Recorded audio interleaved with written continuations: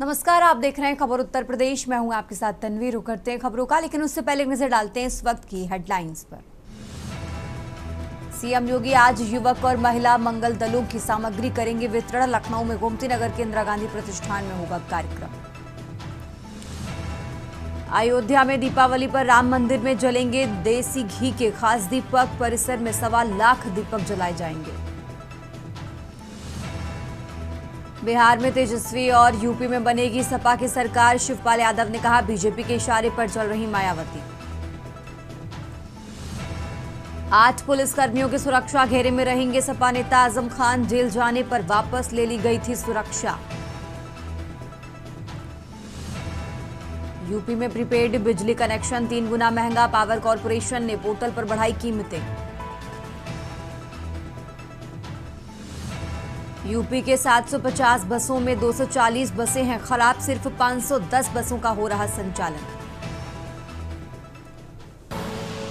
आप देख रहे हैं के न्यूज, खबरों का सारथी। और चलिए अब रुक करते हैं खबरों का और बुलेटिन की शुरुआत करेंगे लखनऊ की खबर से। लखनऊ से खबर आपको बता रहे हैं सीएम योगी का आज का कार्यक्रम। आपको बता दें, सीएम योगी आज सामग्री का वितरण करेंगे। तो युवक और महिला मंगल दलों की सामग्री का वितरण करेंगे। गोमती नगर के इंदिरा गांधी प्रतिष्ठान में यह कार्यक्रम होगा और इस कार्यक्रम में डिप्टी सीएम ब्रजेश पाठक भी शामिल होंगे। तो ये बड़ी खबर आपको बता रहे हैं, जहां दोपहर 3 बजे से इस कार्यक्रम की शुरुआत होगी और इस कार्यक्रम में डिप्टी सीएम ब्रजेश पाठक भी शामिल होंगे। आगे बढ़ते हैं खबरों में। आप बात कर रहे हैं सीतापुर की, जहां सड़क हादसे में 2 भाइयों की दर्दनाक मौत हुई है। बाइक से बहन के घर जा रहे दोनों भाई अज्ञात वाहन की चपेट में आने से मौके पर यह मौत हुई है।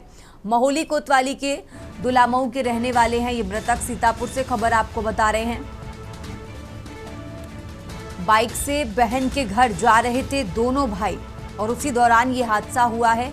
अज्ञात वाहन की चपेट में आने पर मौके पर ही मौत हो गई है। तो सीतापुर से खबर आपको बता रहे हैं, जहां महोली कोतवाली के दुलामऊ का रहने वाले हैं ये दोनों मृतक। मिश्रिक कोतवाली के परसौली किशुनपुर के पास ये हादसा हुआ है। तो सीतापुर से खबर आपको बता रहे हैं, अज्ञात वाहन की चपेट में आने से मौके पर ही मौत हुई। महोली कोतवाली के दुलामाऊ के रहने वाले हैं मृतक। मिश्र कोतवाली के परसौली किशुनपुर के पास ये हादसा हुआ है। सीतापुर से खबर, जहां सड़क हादसे में 2 भाइयों की दर्दनाक मौत हुई है। बाइक से बहन के घर जा रहे थे ये दोनों भाई और उसी दौरान ये हादसा हुआ है। अज्ञात वाहन की चपेट में आने पर मौके पर ही मौत।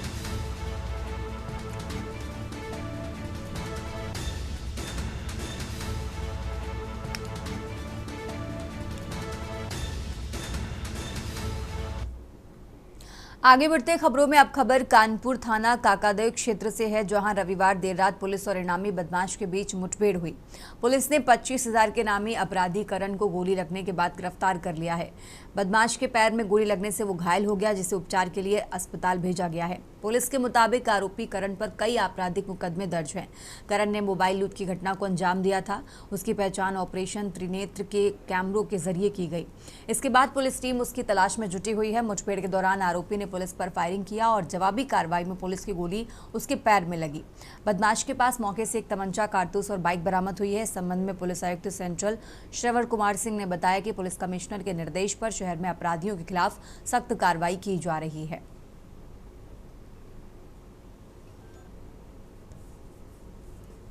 ये देखिए, अभियुक्त है करण, जिसपे 12 मुकदमे हैं, 25,000 का रिवार्डी है। और काकादेव की पुलिस और इनकी पूरी टीम, हमारे एसपी सुमित रामटेक साहब हैं, इनकी टीम ने लीड किया और फाइनली ये इनकाउंटर में इसको गोली लगी, हॉस्पिटल भेजा गया है।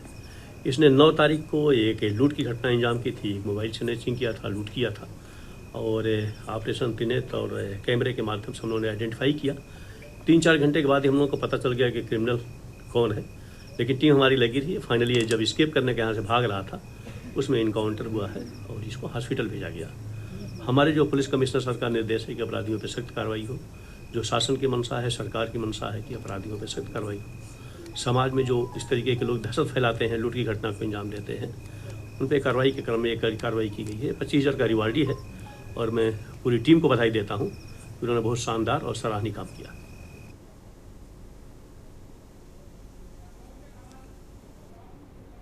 आगे बढ़ते खबरों में अब खबर लखनऊ से है। राजधानी लखनऊ से खबर आपको बता रहे हैं, जहां सीएम योगी का आज का कार्यक्रम।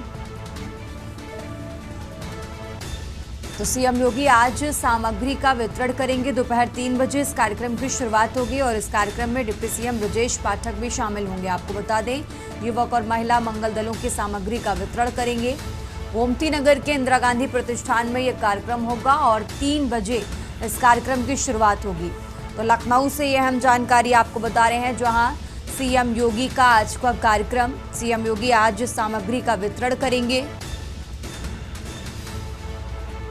तो युवक और महिला मंगल दलों की सामग्री का वितरण करेंगे।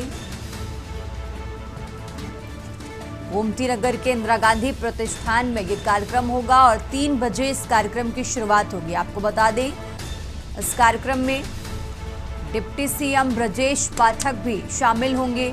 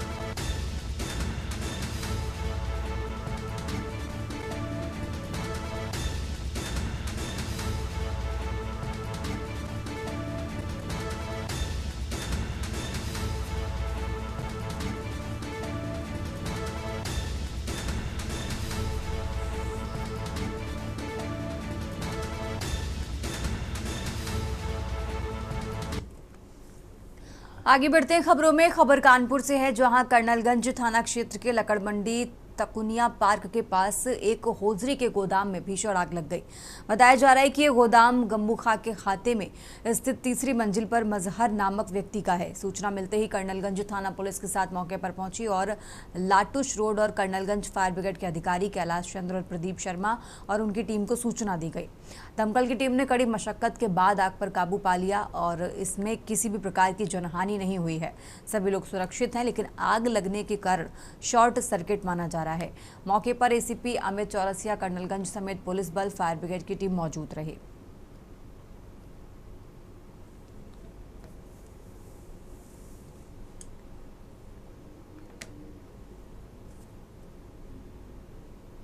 थाना कर्नलगंज क्षेत्र में छोटे मियाँ हाथा क्षेत्र है ये तकुनिया पार्क। वहाँ पर एक कपड़े गोदाम था, इसमें किन्हीं कारणों से आग लग गई है। समय रहते इसमें जो आग लगी थी उस पर काबू पा लिया गया है। फिलहाल स्थिति सामान्य है, कोई जनहानि नहीं हुई है और आग पे पूर्ण काबू पा लिया गया है। क्या गाड़ियाँ हैं फायर ब्रिगेड की लगभग और कितना समय लगा? लगभग 3 गाड़ियाँ यहाँ पे आई थी और 20 मिनट का समय लगा है और आग पे काबू पा लिया गया है। दिलदार खान की बिल्डिंग है तकुनिया पार्क के पास, उसमें गोदाम में आग लगी है। सूचना को तत्काल अमल में लाते हुए तत्काल एक गाड़ी जो है कर्नलगंज से भेजी गई और उसकी सहायता के लिए फायर स्टेशन लाटूस रोड से मैं तत्काल 2 गाड़ी लेकर के प्रस्थान किया। घटना स्थल पर पहुंचकर देखा गया कि आग जो है बिल्डिंग के 2nd फ्लोर की छत पर लगी हुई थी, जहां पर जो लकड़ी का गोदाम, कपड़े का गोदाम इत्यादि आग रहा, और जिसको जो है अल्प समय में ही 3 गाड़ियों का इस्तेमाल करते हुए आग को पूर्ण रूप से बुझा लिया गया है। आगे बढ़ते खबरों में अब खबर पीलीभीत बीसलपुर थाना क्षेत्र से है, जहां पुलिस और बदमाशों के बीच मुठभेड़ हो गई, जिसमें 2 अंतर जनपदीय अपराधी दबोचे गए। दोनों बदायूं जिले के निवासी हैं और बिलसंडा थाना क्षेत्र में हुई लूट की वारदात में फरार थे। पुलिस अधीक्षक अभिषेक यादव के निर्देश पर चल रहे अपराधियों की गिरफ्तारी अभियान के तहत ये कार्रवाई की गई। थाना प्रभारी संजीव कुमार शुक्ला एसओजी टीम के साथ संदिग्ध वाहनों की चेकिंग कर रहे थे। इसी दौरान बिलसंडा से एक ग्रे रंग की बिना नंबर प्लेट वाली सेंट्रो कार आती नजर आई। पुलिस को देखते ही कार सवार युवकों ने वाहन घुमाकर तेजी से भागने की कोशिश की। पुलिस ने पीछा किया और कट्टा नदी के पास मजार वाले मार्ग पर उन्हें रोकने का प्रयास किया। बदमाशों ने पुलिस पर जानलेवा फायरिंग शुरू कर दी, जिसके जवाब में पुलिस में आत्मरक्षा में गोलियां चलाई। इसमें दोनों आरोपी घायल हो गए।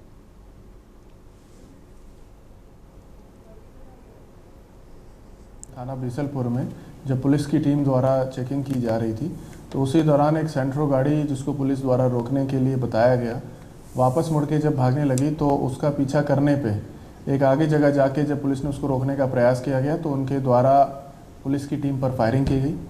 जवाबी आत्मरक्षार्थ फायरिंग में 2 अभियुक्त घायल हुए, जिनकी पहचान हुई अशरफ और असलम के रूप में। दोनों ही अंतर जनपदीय अपराधी हैं, जिसमें एक के ऊपर 16 और दूसरे के ऊपर 11 मुकदमे हैं, जिसमें लूट, छिनैती, 307 आईपीसी, आर्म्स एक्ट और इसके साथ साथ अन्य संगीन धाराओं में भी मुकदमे हैं।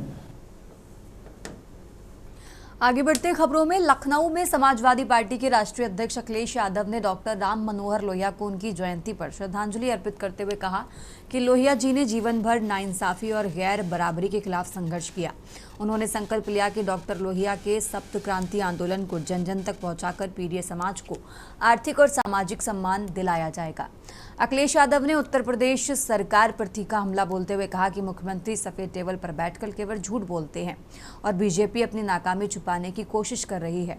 उन्होंने आरोप लगाया कि प्रदेश में उत्पीड़न और अन्याय लगातार बढ़ रहा है और सरकार उन्हीं अधिकारियों को जिम्मेदारी दे रही है जो उनकी मनमर्जी का काम करें।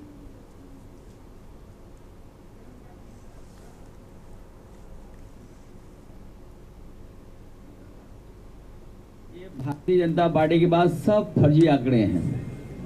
अगर भारतीय जनता पार्टी के आंकड़े मानोगे तो डूब जाओगे आप। जो लोग पलायन के आंकड़े दे रहे हैं, हमारे यहाँ भी घुसपैठी हैं यूपी में, मुख्यमंत्री जी उत्तराखंड के हैं।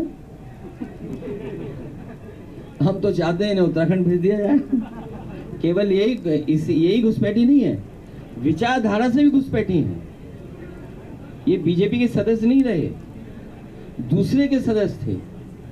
आप बताओ किस पार्टी के सदस्य थे वो? तो बताओ भारतीय जनता पार्टी में घुसपैठी हुए कि नहीं हुए? तो इन घुसपैठियों को कब हटाओगे?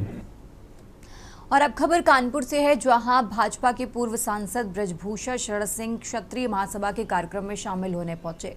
कार्यक्रम को संबोधित करते हुए उन्होंने कहा कि सतयुग से लेकर कलयुग तक क्षत्रिय देश और समाज निर्माण में महत्वपूर्ण योगदान करते रहे हैं। यह सिलसिला आगे भी जारी रहेगा। बसपा सुप्रीमो मायावती की हाल में प्रदेश की राजधानी लखनऊ में आयोजित रैली को लेकर पूछे गए सवाल के जवाब में पूर्व सांसद ने कहा कि विपक्षी दलों का काम विरोध करना है। बसपा की अपनी कार्यकर्ता रैली थी, उससे किसी को नष्ट नहीं होना चाहिए।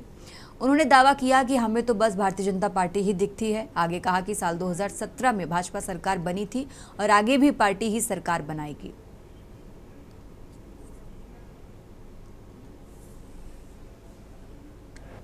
देखिए, इलेक्शन की तैयारी नहीं, हमारे समाज का सभा हो रहा है। क्षत्रियों को जागरण किया जा रहा है और कभी हम तलवार के बहुत बड़े माहिर होते थे, अभी तलवार से काम नहीं चलेगा। अब जिसकी पेन की ताकत जितनी अच्छी होगी वो आईएएस बन सकता है, आईपीएस बन सकता है, पीसीएस बन सकता है, डॉक्टर इंजीनियर बन सकता है, प्रोफेसर बन सकता है, अपनी ज़िंदगी आगे अच्छी तरह से बिता सकता है।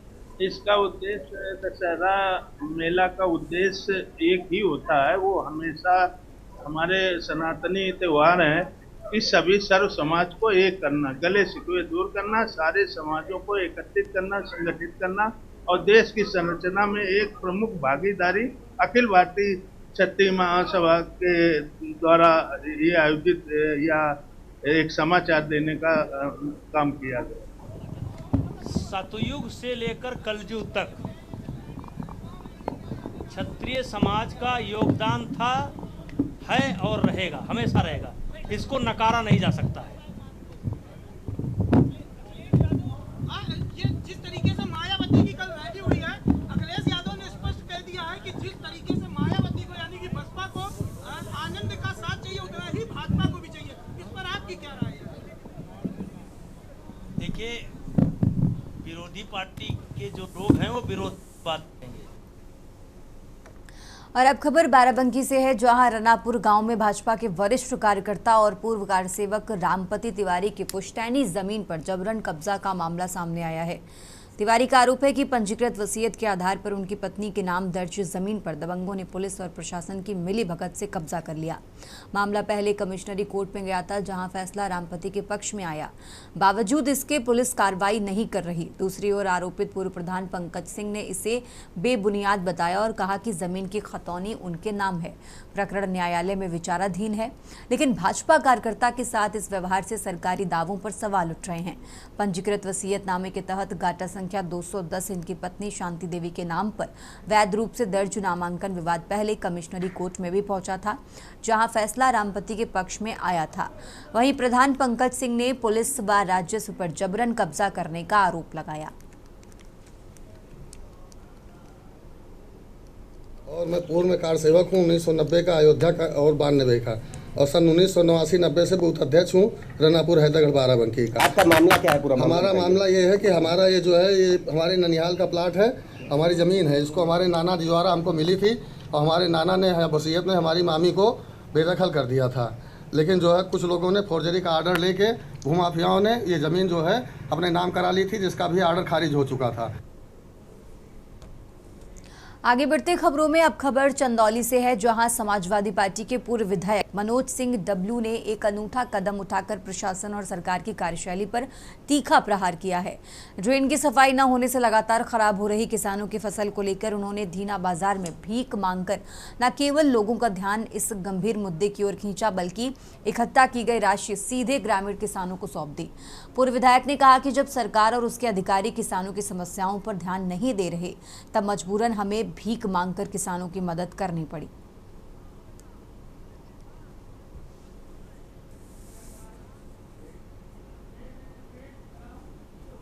खबरों का सिलसिला लगातार जारी है। फिलहाल यहां रुकते हैं एक छोटे से ब्रेक के लिए। आप देख रहे हैं के न्यूज, खबरों का सारथी। ब्रेक से वापस आ चुके हैं, रुक करते हैं खबरों का। खबर लखनऊ से है, जहां सरोजनी नगर के थाना बंथरा क्षेत्र नाबालिग के साथ सामूहिक दुष्कर्म की वारदात के अगले ही दिन संदिग्ध हालातों में शव बरामद होने से इलाके में हड़कंप मच गया। त्योहार के सीजन में मामले को पुलिस के लिए बड़ी चुनौती ठहराया जा रहा है। पीड़ित परिवार के मुताबिक मृतक SGPGI में कार्यरत था। ड्यूटी पूरी करने के बाद वो यहां से अपने घर जाने के लिए निकला था। रोज की तरह वापस घर न पहुंचने पर काफी इंतजार के बाद उसके घर पहुंचने के बजाय लोगों ने परिजनों को चादर से लिपटा युवक का शव पड़ा होने की सूचना दी। मौके पर जाकर शव देखते ही परिजनों के पैरों के नीचे से जमीन खिसक गई। शव देखकर परिजनों में कोहराम मच गया। परिजनों की चीख पुकार सुनकर मौके पर आसपास रहने वाले लोगों के साथ राहगीरों की भीड़ इकट्ठा हो गई। यही नहीं, पुलिस भी मौके पर पहुंच गई और शव को कब्जे में लेकर पोस्टमार्टम के लिए भेजा है। परिजन भी हत्या कर शव फेंके जाने की आशंका जता रहे हैं।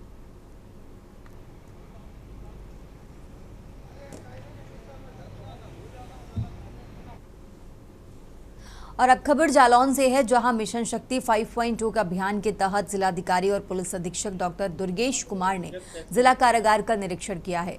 इस दौरान उन्होंने महिला बैरक में जाकर महिला बंदियों से बातचीत की और उनकी समस्याओं को सुना। निरीक्षण के दौरान जिलाधिकारी ने अधीनस्थ अधिकारियों को निर्देशित किया कि महिला बंदियों को अधिवक्ता की सुविधा मुहैया कराई जाए।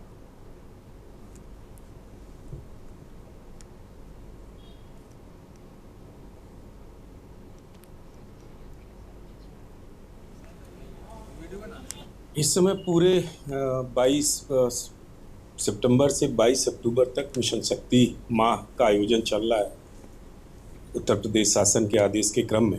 आज उस कड़ी में जिलाधिकारी महोदय और मेरे द्वारा जेल में निरुद्ध जो महिला बंदी हैं उनसे मुलाकात की गई है, उनसे वार्ता की गई है, उनके पास वकील हैं या नहीं, यहाँ भोजन या रहने की, दवाओं की इत्यादि की सुविधा उपलब्ध है या नहीं है। आगे बढ़ते खबरों में अब खबर नोएडा से है, जहां दिवाली पर्व से पूर्व मिलावटखोरों की सक्रियता बढ़ गई है। उत्तर प्रदेश की शो विंडो कहे जाने वाले नोएडा शहर में खाद्य सुरक्षा एवं औषधि विभाग ने बड़ी कार्रवाई करते हुए 550 किलोग्राम नकली पनीर जब्त कर उसे मौके पर ही नष्ट कर दिया। ये नकली पनीर हरियाणा से नोएडा समेत NCR में खपाने के लिए लाया जा रहा था। ये कार्रवाई नोएडा के फेज 2 थाना क्षेत्र अंतर्गत भंगेल इलाके में की गई, जहां विभाग के वरिष्ठ अधिकारी पुलिस बल के साथ मौजूद रहे। विभाग ने त्योहारों के मद्देनजर मिलावटखोरों के खिलाफ अभियान तेज कर दिया है और भविष्य में भी ऐसी कार्रवाई जारी रखने की बात कही है। खाद्य सुरक्षा विभाग की इस तत्परता से आमजन में राहत की भावना है।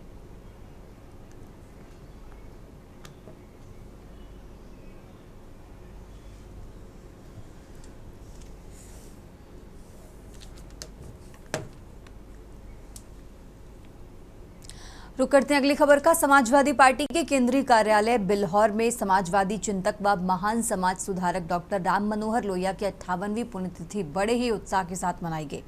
इस अवसर पर सपा कार्यकर्ताओं ने उनके चित्र पर पुष्प अर्पित कर श्रद्धांजलि दी और उनके आदर्शों को जीवन में अपनाने का संकल्प लिया।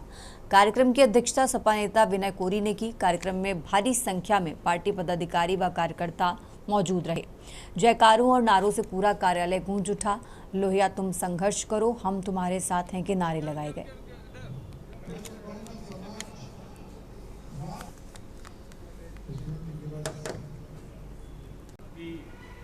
पार्टी के लोग और विधानसभा के केंद्रीय कार्यालय में आदरणीय स्वर्गीय लोहिया जी की पुण्यतिथि का कार्यक्रम यहाँ पे कर रहे हैं। लोहिया जी ने पिछड़ों की, दलितों की आवाज़ को बुलंद किया। जाति तोड़ो, जाति प्रथा खत्म करने का इन्होंने जो आह्वान किया था, उस पर चलते हुए हम सब लोगों से शिक्षा लेनी चाहिए। समाजवादी पार्टी के संस्थापक रहे और इन्होंने ना जाने करोड़ों मजलूमों को आगे बढ़ाने का काम किया। आज उस नेता की पुण्यतिथि है जिसने समाजवाद की गांठ बांधी थी और ये जात के बनिया थे, लेकिन वंचितों, शोषितों, गरीबों के मसीहा थे और इन्होंने आवाज़ सबसे पहले समाजवाद की उठाई थी। और इन्होंने कहा था, एक नारा दिया था कि शोषितों ने बांधी गांठ और पिछड़े 100 में पावे 60। और दूसरा नारा इनका था कि जिंदा कौमें 5 साल इंतजार नहीं करती हैं। तो इनका एक ही सुझाव था कि कभी अन्याय के खिलाफ दबना नहीं चाहिए, अन्याय के खिलाफ आवाज उठाना चाहिए। खबर उत्तर प्रदेश में फिलहाल इतना ही। आप देखते रहिए के न्यूज़ इंडिया।